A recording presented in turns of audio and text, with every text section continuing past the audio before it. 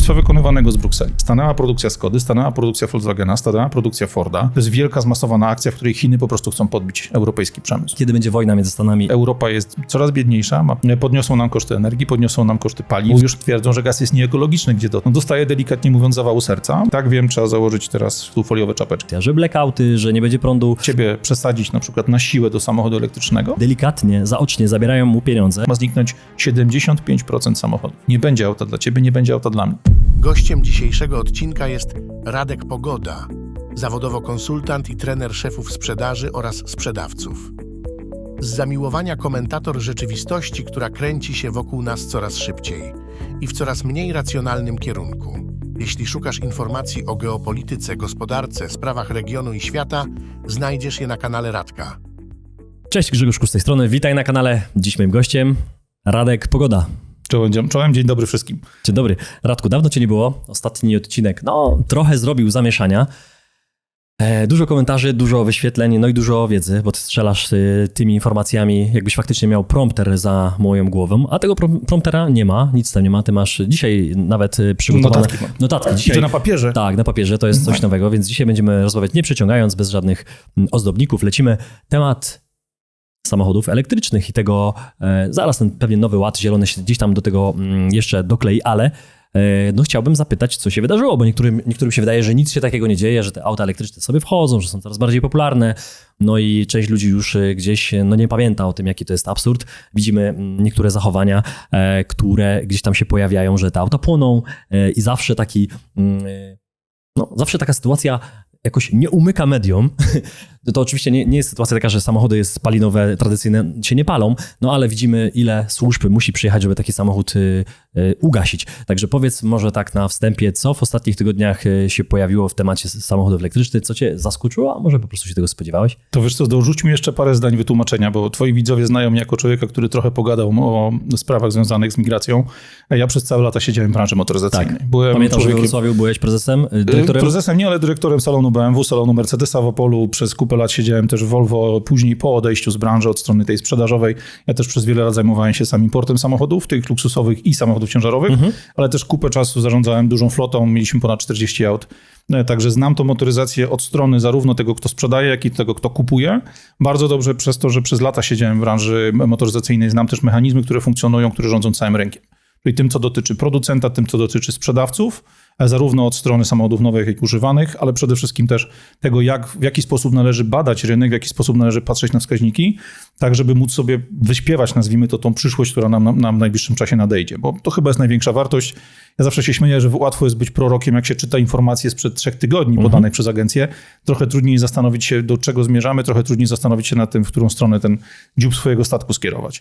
No właśnie to jest ciekawe, bo obserwujemy Chiny, które tak naprawdę już są na polskim rynku, bo niektórzy obserwujemy, mówią, Chińczycy wejdą, tutaj będą zalewać Europę. A tu mamy 5 marek. Tak, 5 marek w Polsce oficjalnie reprezentowanych. Paru moich klientów, z którymi ja pracuję w branży motoryzacyjnej, ma już u siebie Sonosa, ma już u siebie inne marki chińskie, MG i tak dalej. I co jest fajną rzeczą, o którym mało kto wie, mówimy o sytuacji, w której Chińczycy nie tylko przyszli do Polski, czy przyszli w ogóle do Europy z samochodami elektrycznymi, tymi bateryjnymi, klasycznymi, ale oni mają też w Polsce w tej chwili wprowadzane samochody spalinowe w bardzo przyzwoitych cenach, bo taki mały SUV crossover kosztuje około 80 000 złotych.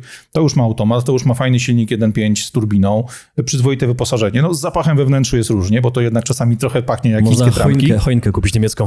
Wiesz co, nie wiem, czy jest moc taka, ale generalnie, nie czarujmy się, różnica jakościowa nadal jest. Natomiast porównując to, powiedzmy, nie wiem, z wynalazkami, które znamy z czasów tej świetności koreańskich firm, to już nie jest tak dziwne, bo to ładne, brzydkie to jest kwestia tego, umówmy się, jak ja wyglądam, że mówić, co jest ładne, ale wiele osób twierdziło, że ten design koreański, design chiński był taki dziwny, dla nich dziki, bardzo agresywny, jakieś szalone linie i tak dalej.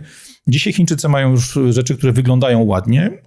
Przy 80 000 złotych ceny faktycznie jakość materiału we wnętrzu jest trochę słabsza niż porównywalnego, nie wiem, Forda, Opla czy jakiejkolwiek innej marki francuskiej choćby. Natomiast to jest oferta, która dzisiaj na rynku polskim samochodowym staje się cholernie atrakcyjna.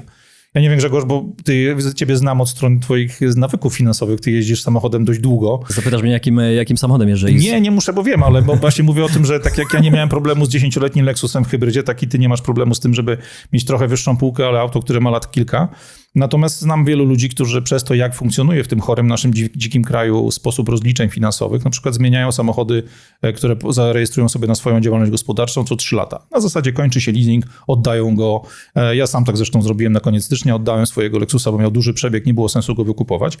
I dla człowieka, który zmienia samochód co 3 lata, co 4 lata i faktycznie ze względów kosztowych, ze względów na swój jakiś tam komfort i tak dalej, na to, na co go stać, chciałby taki samochód kupić, to ci ludzie przeżywają dzisiaj szok.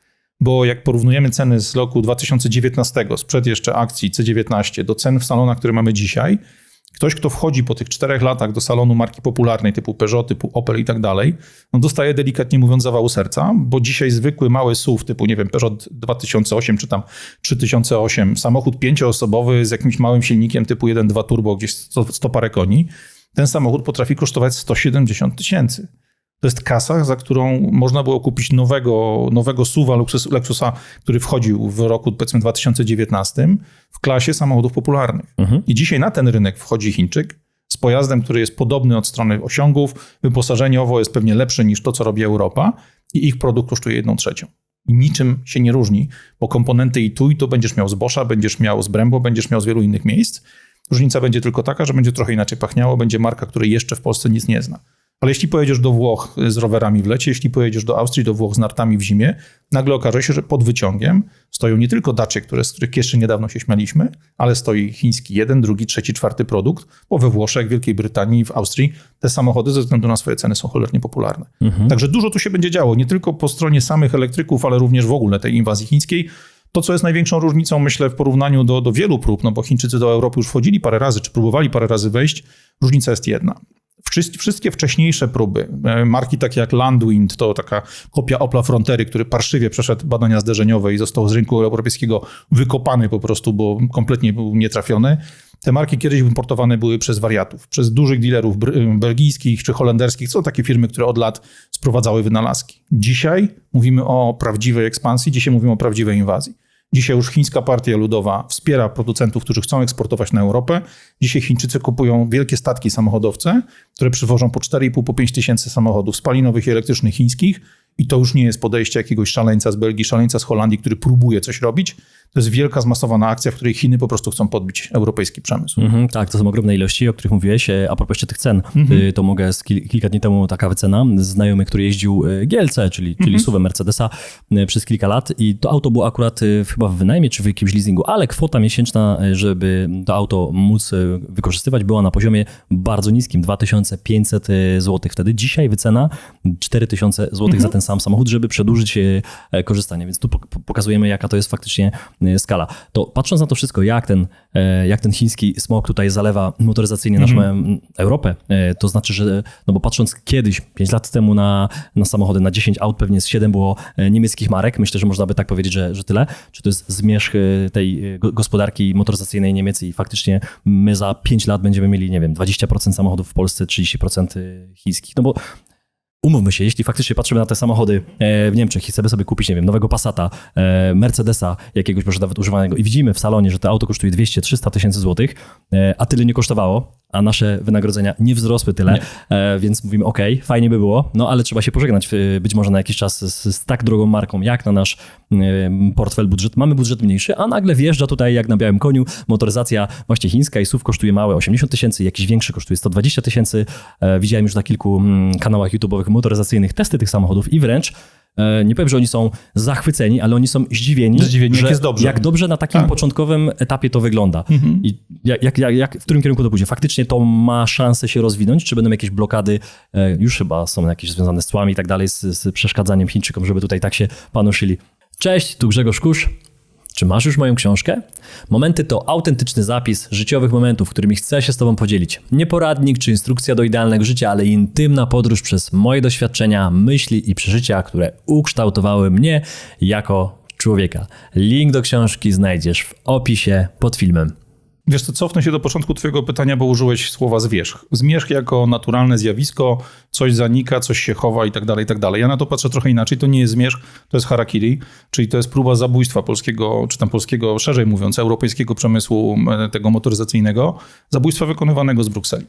Oczywiście tu nie bawmy się w jakieś teorie spiskowe, kto to sponsoruje i tak dalej. Ja się zawsze śmieję, że to jest kontynuacja tego, co robili ludzie ze Związku Radzieckiego potem jako Rosja w tematach politycznych, na przykład związanych z lewicą, z różnymi projektami, które nam dzisiaj demolują tą społeczną część naszego życia. Natomiast tutaj możemy mówić wprost o tym, że ludzie, którzy niedobrze życzą Europejczykom, przejęli kontrolę nad tym, co się w Europie dzieje. Zobacz sobie na ostatnie 5 lat tak naprawdę. Moment, w którym byliśmy wszyscy, akcje C19 w roku 2020, to był moment, kiedy wszyscy przestali kupować cokolwiek, no bo faktycznie nie było wiadomo, co się będzie działo. Z jednej strony mieliśmy te uspokajające komunikaty, to tylko 2 tygodnie, z drugiej strony stanęła gospodarka, poblokowana została masa branż, zresztą siedzisz w branży przedsiębiorców, więc wiesz doskonale, jak wielu z nich dostało po plecach. Natomiast później, kiedy wszystkim nam zaczęło wydawać się, że wracamy do normy, nagle okazało się, że nie płyną z Chin komponenty, nie płyną z Chin podzespoły, nie płyną z Tajwanu, nie płyną z tych chińskich fabryk, czy amerykańskich fabryk w Chinach, nie płyną procesory i tak dalej. I nagle okazało się, że klient zamawiający, nie wiem, nową M5 Competition za 650 patoli, cieszył się jak dziecko, jak mu sprzedawca dołożył taki wkładany do uchwytu na kubek ładowarkę indukcyjną, bo on tą ładowarkę zamówił do swojej BMW za 600 koła, ale niestety nie dało się jej wyprodukować, bo nie było komponentów. Mieliśmy sytuację, kiedy przez 1,5-2 lata samochody były niekompletne, były blokowane, masa aut stała zarówno w Europie, jak i w Stanach nieskończonych. To były po 30-40 tysięcy egzemplarzy, w których brakowało jakiegoś komponentu, który był niezbędny, żeby go wypuścić na drogę. Jak sobie na to patrzysz od strony takiej czystej, zimnej analizy, to się okazuje tak. Ludzie z Brukseli zażądali i wprowadzili jako przepis, żeby we wszystkich samochodach sprzedawanych w Stanach Zjednoczonych na przykład, czy tam, trzymajmy się Europy, we wszystkich samochodach sprzedawanych w Europie standardem było ESP, standardem były różnego rodzaju systemy ostrzegające kierowcę, aktywny tempomat i tak dalej, i tak dalej.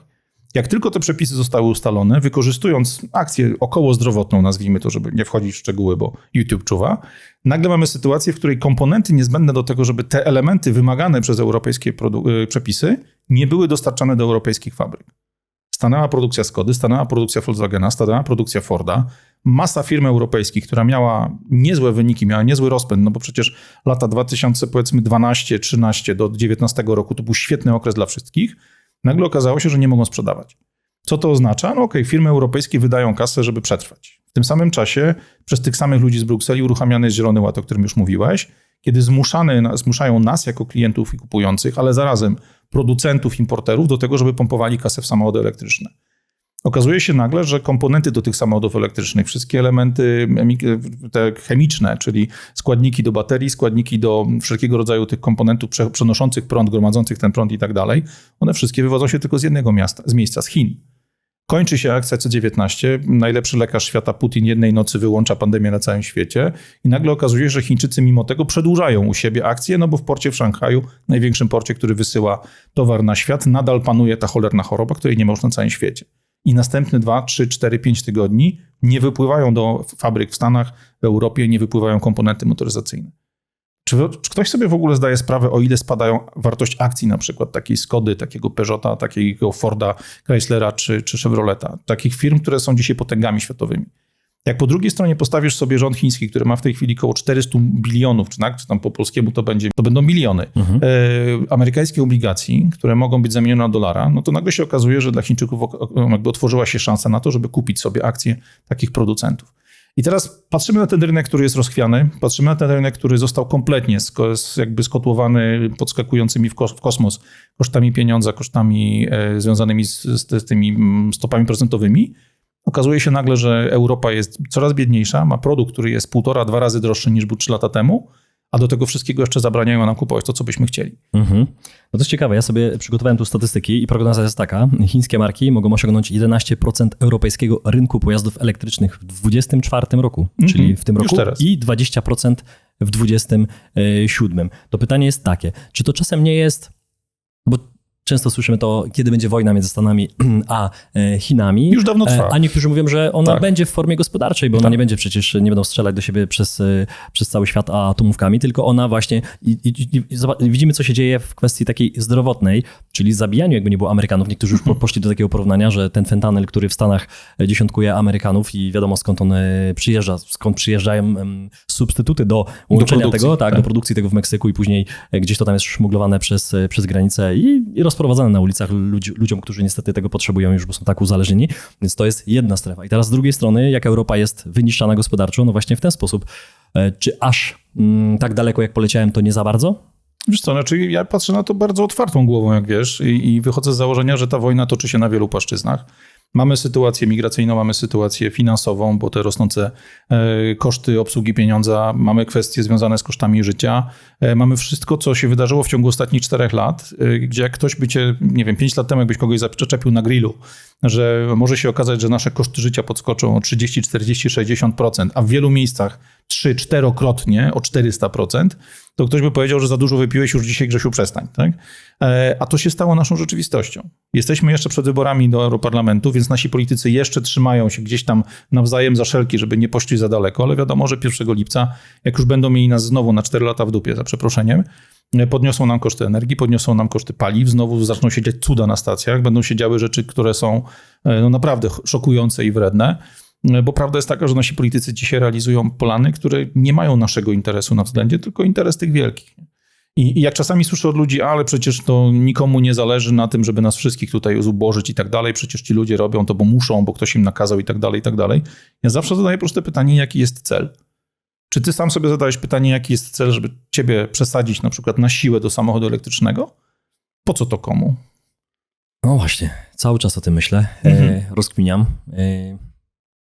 No i nie ma racjonalnej odpowiedzi. Znaczy, jedyna taka, że po prostu będą mieli jeszcze większą kontrolę nad tym, gdzie ja mogę wjeżdżać, bo tu jest strefa bez samochodu.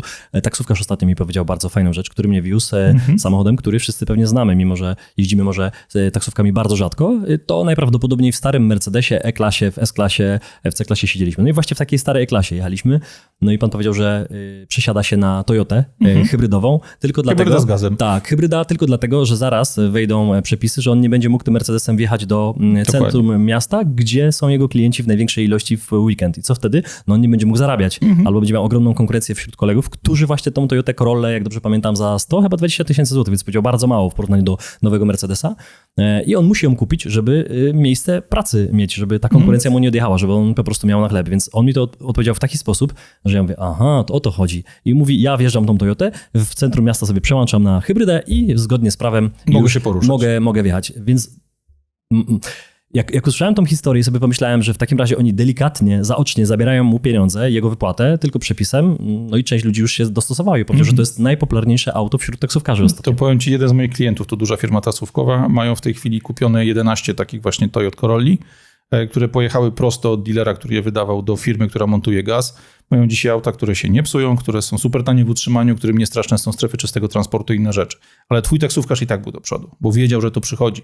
Ja jechałem 1,5 miesiąca temu w Krakowie na jakieś spotkanie ludzi, którzy właśnie zajmują się protestem przeciwko strefom czystego transportu z taksówkarzem, który nie miał świadomości, że Kraków cały od autostrady do obwodnicy będzie cały objęty strefą czystego transportu. Taksiarz, człowiek, który żyje z tego, że jeździ samochodem po mieście. Okej, on jechał jakimś tam właśnie Priusem w gazie, natomiast on twierdził, że on nawet nie wie o tym, że rzeczy, które za chwilę wpłyną na jego życie w sposób bezpośredni, że te rzeczy się dzieją. Człowiek z branży, człowiek, który powinien to dostać albo z wiadomości, albo od kolegi, którym gdzieś tam na radiotaksji siedzi, czy czekają na bazie, żeby, nie wiem, wymienić oleje czy inne rzeczy. Ci ludzie nie mają świadomości tego, co się dzieje dookoła nas. Okej, no to idźmy na przykład do tematu takiego, bo to, co powiedziałeś, te przykłady taksówkarza z Bielska, przykład i taksówkarza z Krakowa, tego z Bielska, który też do Krakowa jeździ, bo powiedział właśnie o Krakowie. Mnóstwo osób gdzieś tam też się na takich dystansach dłuższych przemieszcza.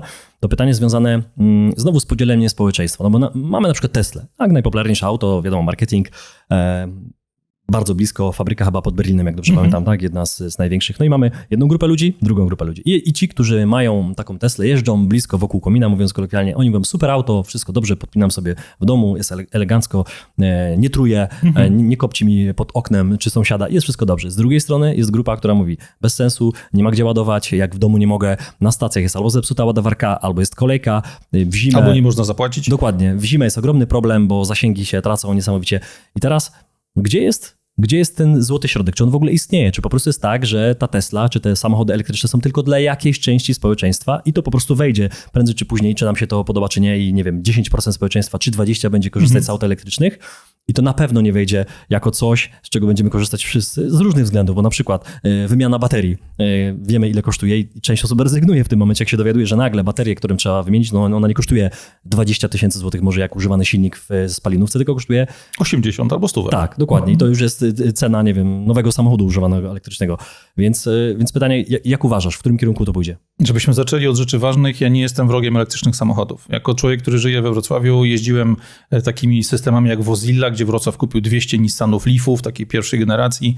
Byłem wielkim fanem tego rozwiązania. One były super do jazdy w mieście. Kupę lat też pracując w BMW miałem i trójki, miałem i ósemki, i te samochody, które czysto elektryczne albo z jakimś tam dodatkowym silnikiem, który podtrzymywał prąd i tak dalej. Miałem okazję tym pojeździć. Paru moich klientów ma Tesla i Model S, i Model Y, i trójki, i takie i śmakie. Są super pomysły. Natomiast one mają sens w bardzo specyficznym sposobie użytkowania takiego auta. Jeżeli masz dom jednorodzinny, jeżeli na tym domu masz wrzucone panele fotowoltaiczne, jeżeli dokupiłeś sobie do tego magazyn energii, bo nie zapomnij, że czasami sprzedawcy na przykład baterii słonecznych mówią, panie, kup sobie pan te bateryjki, tu pan sobie podłączysz elektryczny samochodzik, świat będzie piękny. Tylko nikt ci nie powie o tym, że wtedy, kiedy świeci słońce, czyli kiedy twój dom produkuje prąd, ty i twój samochód jesteście w biurze. W zupełnie innym miejscu, więc sens ma zakup paneli fotowoltaicznych, jakieś tam może pompy ciepła, rekuperatora, ale do tego wszystkiego trzeba dołożyć element właśnie tego banku energii, tego magazynu energii. Więc jeżeli ktoś mieszka, tak jak wielu moich znajomych, wielu moich klientów, w obrębie miasta, na tych sypialniach, czyli tych powiedzmy miejscowościach okalających, ma do tego centrum 10 km na wprost, jak odbierze dzieciaka z przedszkola, pojedzie z nim na konie, zrobi coś tam, załatwi 5 swoich rzeczy. I te jego przebiegi dzienne sięgają rzędu, nie wiem, 100 km, może mniej nawet, to tak naprawdę samochód elektryczny zasilany przez słońce z twojego własnego budynku to jest super pomysł. Te auta są cichutkie, te auta się psują, jest w nich dużo mniej elementów, które się mogą psuć, są super szybkie, bardzo sprawnie przyspieszają i tak dalej, i tak dalej. I tak naprawdę taki pomysł, jak kiedyś była Skoda Citigo w wersji elektrycznej, czy jakiś malutki Volkswagen Up, to były samochody w miarę tanie, bo one kosztowały koło 100, ale tych samochodów nikt nie chciał sprzedawać, bo na każdej sprzedanej Skodzie Citigo, na każdym sprzedanym Upie elektrycznym Volkswagen tracił ileś tam pieniędzy. Bo dla producentów opłacają się samochody typu właśnie Porsche Taycan, typu Audi e-tron, typu Mercedesy EQE, EQS i tak dalej, te, które kosztują 400, 500, 600 tysięcy złotych. Więc to, co powiedział Akito Toyoda, właściciel, syn założycieli, dzisiaj człowiek, który był prezesem, człowiek, który trochę o motoryzacji wie, bo prowadzi moim zdaniem najlepszą firmę motoryzacyjną świata, on powiedział otwarcie. Toyota celowo nie wchodziła w branżę tych samochodów elektrycznych napędzanych bateriami, bo wychodzą z założenia, że to jest około 25 do 35% rynku. W zależności od tego, czy mówimy o Stanach, gdzie odległości są dużo większe, czy Europie, gdzie jednak jeździmy mniej, te 25 do 35% ludzi samochodem elektrycznym zasilanym bateryjnie mogą być w pełni obsłużone. I ci ludzie mają sens, dla tych ludzi ten samochód ma sens, jeżeli sam sobie produkujesz swój prąd, jeżeli ten prąd zużywasz zamiast oddawać go do sieci, co dzisiaj, jak wiemy, jest bardzo często uniemożliwiane przez sieci energetyczne, sens tego, żebyś zeżarł to, co wyprodukowałeś, jest cudowny.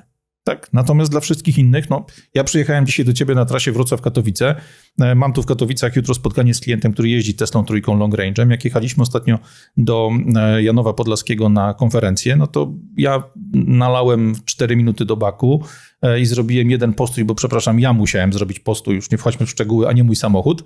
On robił 2 postoje po drodze, tak?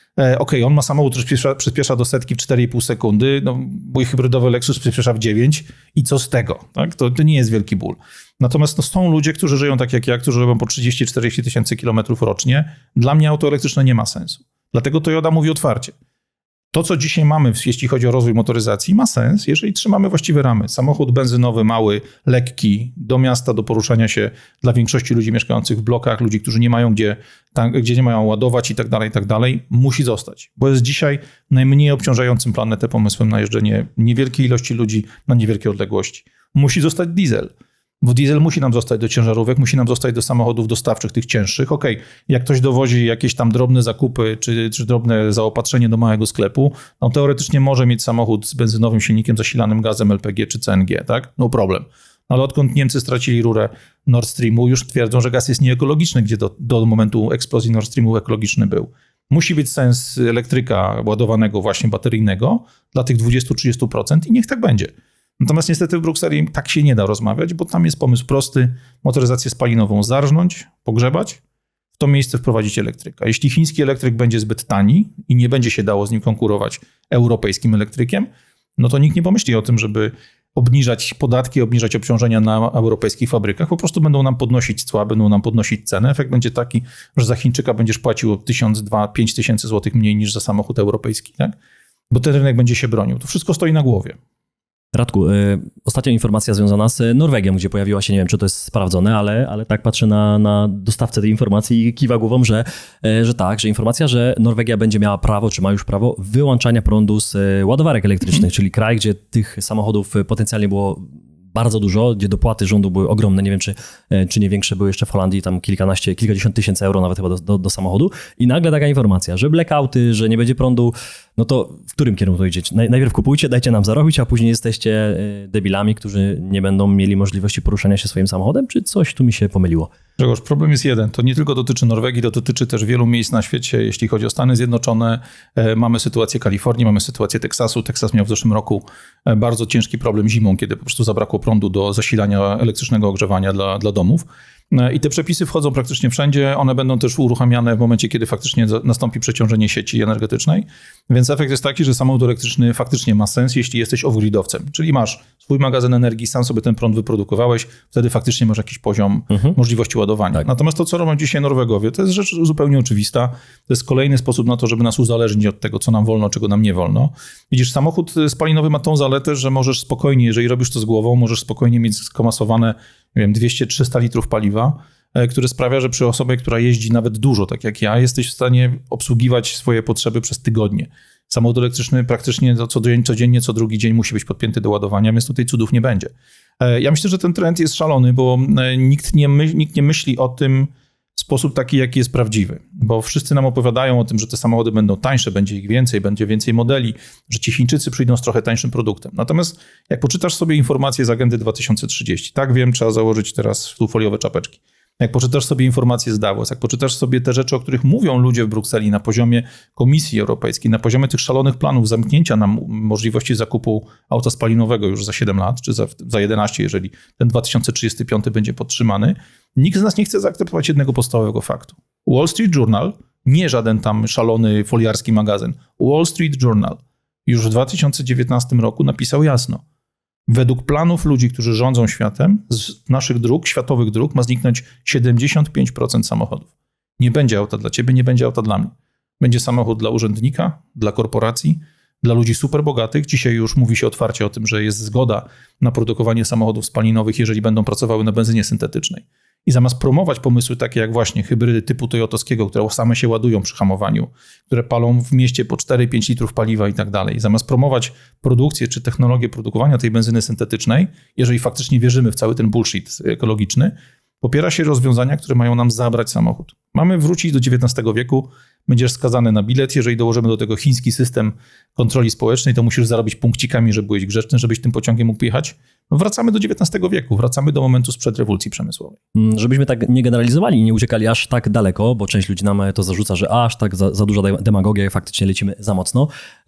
To ja wrócę do takiego prostego pytania, bo zauważyłem taki trend, że znowu społeczeństwo nam się dzieli w kolejnym temacie, ale to jest standardowo. Część ludzi dzisiaj mówi tak, trzeba sprzedać tego Passata, bo on jest na diesel, zaraz nigdzie nie wiedziemy. I faktycznie chcą się tego auta pozbyć. Z drugiej strony są ludzie, którzy polują na takie samochody i mówią, teraz trzeba kupić sobie Merola albo jakiś samochód, który jest jakimś konkretnym silnikiem. To jest silnik 2.0 albo 3.0 albo V6, V8 i tak dalej, bo już takich aut po prostu się nie produkuje. I to są dwie grupy, które ze sobą może nie walczą, ale na tym rynku są. Po której stronie ty jesteś i która grupa wygra, uważasz? Wiesz co, wygra niestety ta, która ma za sobą przemoc państwową, tą legalną przemoc, czyli ci, którzy mają człowieka od podatków, policjanta, kontrolę drogową, krokodyle na drodze i tak dalej, bo nie da się wygrać z państwem, szczególnie jeśli się patrzy na decyzje ludzi w rzeczach najróżniejszych. Ogromna większość naszych ludzi, może inaczej, nie twoich widzów, nie moich widzów, ale ogromna większość ludzi, którzy codziennie włącza sobie Netflixika, telewizorek czy portale duże, to są ludzie, którzy zrobią to, co im każą. Zobacz na Niemców. Niemcy parę lat temu mieli bardzo duże dopłaty do samochodów typu plug-in, czyli miałeś mały silnik benzynowy, dużą baterię. Taki samochód mogłeś podłączyć do gniazdka, przejechać nim 50 km na prądzie. Niemcy masowo te samochody kupowali, szczególnie tych lepszych marek, Audi, BMW, Mercedes. Tam normą było, że kupowało się 530e zamiast tego, co Niemcy wolą, czyli 530d. No bo było to 7-10 tysięcy euro tańsze. Państwo dołożyło drugie tyle. Nagle się okazywało, że jedziesz piątką za cenę trójki. Kłopot był taki, że jak niemiecki VDAT, to jest taka organizacja, która robi, generalnie zrzesza dealerów samochodowych, całą tą branżę sprzedającą samochody, zrobili badania, okazało się, że ponad 80% tych samochodów nigdy nie było podłączone do gniazdka. Dopłaty państwowe, które miały sprawić, że ta motoryzacja ma się stać zielona, wykorzystane były w sposób logiczny przez ludzi do tego, żeby po prostu kupić sobie tańsze. 80%. To tak jak z tymi szkoleniami kupowanymi w internecie, tak? W wielu innych rzeczach. No mówi się otwarcie, że 80% ludzi, tak, zresztą stara zasada, przecież to wiesz, proste zasady proporcji, tak, i tak dalej, że 70-80% osób, czy 70-80% osób, do których kieruje się pewien pomysł, kiedy pewien projekt, łyknie go bez myślenia, cała reszta zastanowi się, poszuka prawdziwego sensu. Tu obydwa te kierunki, o których mówisz, mają sens. Ja jeżdżę zbyt dużo, żeby jeździć tylko Amerykanem z V8, natomiast nie ukrywam, że mam na Automoto w tej chwili dużego Lexusa V8 i fajnego starego Forda Thunderbirda właśnie z 8-cylindrowym silnikiem. Na zasadzie, na pochybę wam wszystkim, zarejestruję to jako zabytki i dalej będę sobie wjeżdżał do centrum. Dokładnie tak. Ja też oglądałem ostatnio, ale nie powiem co, żeby nie robić sobie konkurencji. To na zakończenie powiedz mi, co tam jeszcze za zapiski przygotowałeś, no bo, przygotowałem bo dużo liczb i na zakończenie myślę, jako ostatnie pytanie, co tam takiego jest, bo widziałem, że jakieś liczby związane z tym, co się wydarzyło w ciągu ostatnich lat i w którym kierunku idziemy, jeśli chodzi o motoryzację. Parę cyfr, które myślę, że tutaj dużo nam powiedzą. Te liczby są istotne, bo mamy tak naprawdę, jeśli chodzi o te samochody elektryczne, za sobą takie 3 fazy. Mieliśmy fazę pierwszą, kiedy były one super modne, kiedy Tesla po raz pierwszy wypuściła Model S. Okazało się, że samochód elektryczny nie musi być nudny, nie musi być upierdliwy, nie musi beznadziejnie jeździć, beznadziejnie brzmieć. Kiedy Model S wygrywał z Porsche Turbo, kiedy wygrywał z GTR-ami na tych trasach do dragsterów, wszyscy byli zszokowani. Okazało się nagle, że samochód elektryczny może być seksowny, może być super cool, może być szybki, może być taki, śmaki, owaki. Wtedy był moment, kiedy za Teslę przepłacało się. Nie wiem, czy ty pamiętasz te czasy, kiedy podstawowy Model 3 kosztował ponad $60,000, to było tam prawie $300,000 złotych. Od tamtego czasu, to jest coś, o czym nikt nam nie mówi, nikt nie mówi o tym, że w tej chwili Tesla ma już za sobą 3. obniżkę kosztów, bo samochody elektryczne się po prostu nie sprzedają. Dzisiaj mamy sytuację taką, że jak popatrzysz sobie na dopłaty ze strony państwa, na dopłaty ze strony stanu, bo tu mówimy o rynku amerykańskim, dzisiaj w Kalifornii możesz podstawowy model Tesla Model 3 kupić za $23,000. Samochodu, który jeszcze chwilę temu, kiedy wchodził na rynek, kosztował ponad 60,000. I mimo tego te auta się nie sprzedają. Mamy dzisiaj sytuację, że Tesla, która jest najlepszą marką na rynku tych samochodów elektrycznych, bateryjnych samochodów elektrycznych, marką, która jest topowa, jeśli chodzi o modę, topowa, jeśli chodzi o, powiedzmy, to pożądanie ze strony ludzi. Nawet Tesla dzisiaj ma 57% spadek akcji. Jak popatrzysz sobie na marki jeszcze bardziej luksusowe, jeszcze bardziej niszowe, typu Rivian, typu Lucid Air, typu nawet chińskie NIO, które w tej chwili bardzo mocno właśnie wchodzi do Holandii, do Niemiec i tak dalej, one wszystkie zaliczyły w tej chwili w topy o prawie 90%. I nie mówmy tutaj o tym, że jest wielki kryzys, bo owszem, kryzys jest u ciebie w portfelu, u mnie w portfelu, u ludzi, którzy nas oglądają.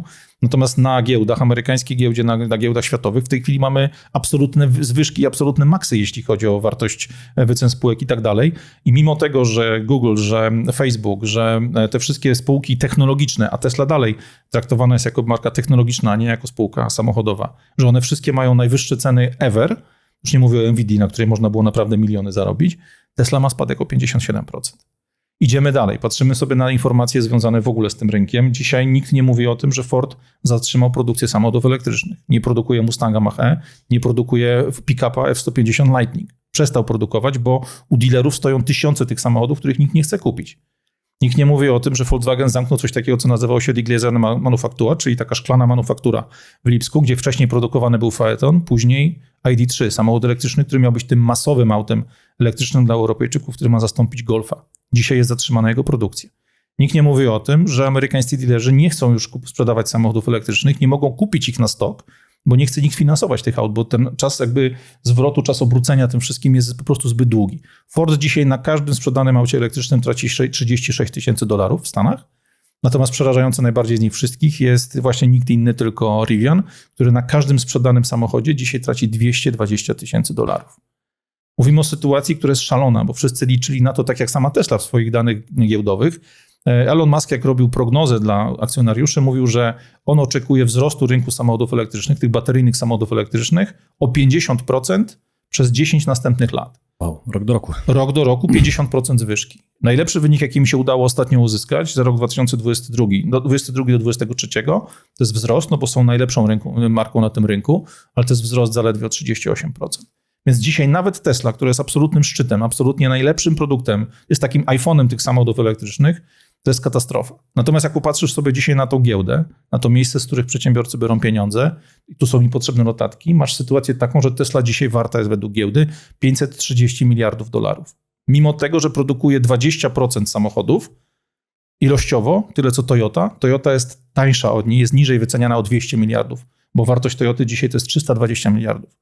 Jak może być normalna gospodarka, w której producent jednego typu pojazdów dla tych powiedzmy 30% rynku, bardzo luksusowego rynku, bardzo wysublimowanego w kilkunastu wybranych najbogatszych krajach świata, jest wyceniany o 200 miliardów dolarów wyżej niż firma taka jak Toyota, która produkuje produkt dla każdego od Europy po głęboką Azję, po głęboką Afrykę.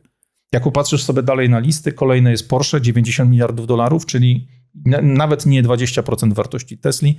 Pierwsza prawdziwa, duża firma, która produkuje na całym świecie auta, czyli Stellantis, gdzie masz Peugeota, gdzie masz Dodge'a, gdzie masz wszystkie te amerykańskie marki plus Opla i tak dalej. W Stellantisie wartość rynkowa 82 miliardy. Tesla 530, tutaj 80. Ktoś po prostu myśli o tych samochodach elektrycznych tak, jak się myśli o firmach produkujących oprogramowanie, o Nvidiach, o innych, że to będzie wielki boom, że przyjdą zaraz wielcy inwestorzy i dołożą hajs. Tymczasem dzisiaj ani Amazon, który jest inwestorem w Rivianie, ani saudyjscy szejkowie, którzy są inwestorami w Lucid Air, to Lucid płonął ostatnio w Warszawie, to o czym wspominałeś, to wielka wiadomość, ani nawet chińskie NIO, które jest wspierane przez chiński rząd.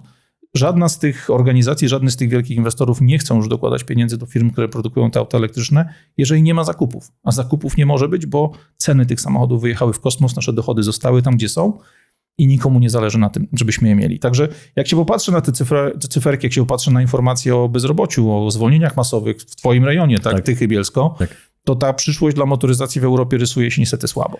Myślę, że oddamy tutaj sekcję komentarzy naszym widzom na zakończenie naszej rozmowy i jestem sam ciekawy, czy napiszecie w komentarzach, że to jest zmierzch tej elektrycznej motoryzacji, która weszła z ogromnym hukiem i na pewno zaskoczyła. Czy ona znajdzie swoje miejsce i będzie jakiś kawałek rynku? Dokładnie tak, bo na przykład w Tychach jedną z hal czy całych linii przejmuje chińskie, nie pamiętam teraz marki, ale będzie produkować małe, elektryczne, tanie samochody, więc może to jest to, albo pojawi się jeszcze bardziej ten chiński smog, który już się wpycha, można powiedzieć, nawet niezapraszany do Europy, a i tak wchodzi swoimi kanałami, już nawet nie wchodzi, bo jak 5 marek jest dostępnych dzisiaj, no i zaraz Polacy i inni w Europie swoim portfelem pokażą, czy faktycznie to jest to rozwiązanie, które zobaczymy na polskich drogach. To jeszcze dorzucimy 2 pytania. Zadamy pytanie naszym widzom, co z Izerą?